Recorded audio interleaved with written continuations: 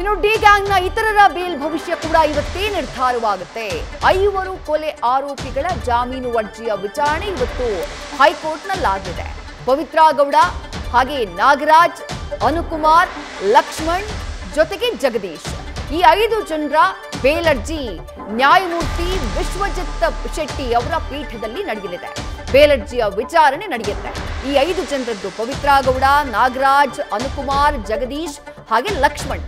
ಪವಿತ್ರ ಗೌಡ ಈಗಾಗಲೇ ಬೇಲ್ ಅರ್ಜಿಯನ್ನ ಸಲ್ಲಿಸಿ ಅದು 2 ಬಾರಿ ರಿಜೆಕ್ಟ್ ಆಗಿತ್ತು. ಈಗಲೂ ಬೇಲ್ ಸಿಗುತ್ತೋ ಇಲ್ವೋ ಅನ್ನುವಂಥ ಟೆನ್ಷನ್ ನಲ್ಲಿ ಪವಿತ್ರ ಗೌಡ ಇದ್ದಾರೆ.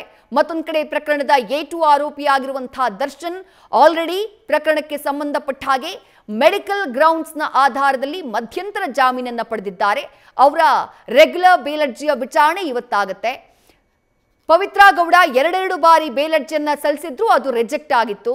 ಈಗ ಮತ್ತೆ ಇವತ್ತು ಹೈಕೋರ್ಟ್ನಲ್ಲಿ ಪವಿತ್ರ ಗೌಡ ಬೇಲ್ ಅರ್ಜಿ ವಿಚಾರಣೆಗೆ ಬರಲಿದೆ. ಅದರ ಜೊತೆಗೆ ಆರೋಪಿಗಳಾಗಿರುವಂತಹ ಅನುಕುಮಾರ್ ಜೊತೆಗೆ ನಾಗರಾಜ್ ಹಾಗೆಯೇ ಲಕ್ಷ್ಮಣ್ ಜೊತೆಗೆ ಜಗದೀಶ್ ಈ 5ರ ಜಾಮೀನು ಅರ್ಜಿ ವಿಚಾರಣೆ ಕೂಡ ಇವತ್ತೇ ಆರಂಭ ಆಗಲಿದೆ ಹೈಕೋರ್ಟ್ನಲ್ಲಿ. ಹಾಗಾಗಿ ಇವರ ಬೇಲ್ ಭವಿಷ್ಯ ಏನಾಗುತ್ತೆ ಅನ್ನುವಂಥ ಕುತೂಹಲ ಕೂಡ ಇದೆ.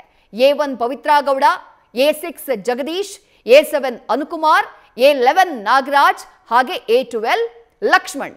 ಈ ಕೇಸ್ನಲ್ಲಿ ಈಗಾಗಲೇ ಕೆಲ ಆರೋಪಿಗಳಿಗೆ ಜಾಮೀನು ಸಿಕ್ಕಿದೆ.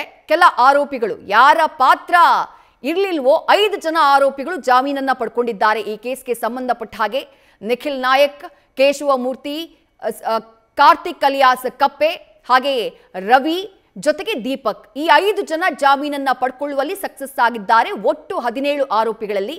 ಇನ್ನು ಮಧ್ಯಂತರ ಜಾಮೀನಿನ ಮೇಲೆ ಹೊರಗಡೆ ಇದ್ದಾರೆ ನಟ ದರ್ಶನ್. ಉಳಿದಂತೆ ಯಾವ ಆರೋಪಿಗಳಿಗೂ ಕೂಡ ಜಾಮೀನು ಸಿಕ್ಕಿಲ್ಲ. ಹಾಗಾಗಿ ಜಾಮೀನಿಗಾಗಿ ಹೋರಾಟ ಮಾಡ್ತಾನೆ ಇದ್ದಾರೆ. ಇವತ್ತು ಹೈಕೋರ್ಟ್ನಲ್ಲಿ ವಿಶ್ವಜಿತ್ ಶೆಟ್ಟಿ ಅವರ ಪೀಠದ ಮುಂದೆ ಈ ಆರೋಪಿಗಳ 5ರ ಜಾಮೀನು ಅರ್ಜಿಯ ವಿಚಾರಣೆ ಕೂಡ ಆಗಲಿದೆ.